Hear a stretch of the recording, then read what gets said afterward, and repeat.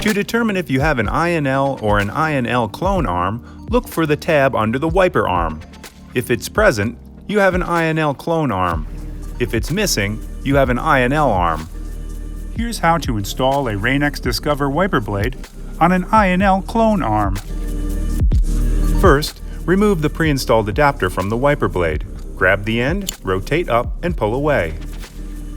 Locate the packaged adapter labeled A.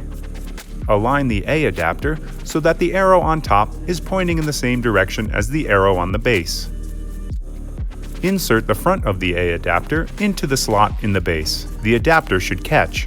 Press firmly until it locks into place with a click. After you've removed the old wiper blade, make sure the wiper arm is in the up position. Locate the legs on the bottom of the adapter and notice they squeeze together. Press down on top of the adapter so the legs are sticking up. Place the adapter under the wiper arm. Squeeze and hold the legs together. Press and slide the adapter into the wiper arm until it locks into place with a click. Ensure the tab on the wiper arm engages underneath the tab on the adapter.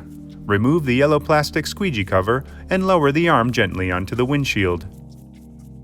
Installation is complete. You're now ready to outsmart the elements with Rain-X Discover.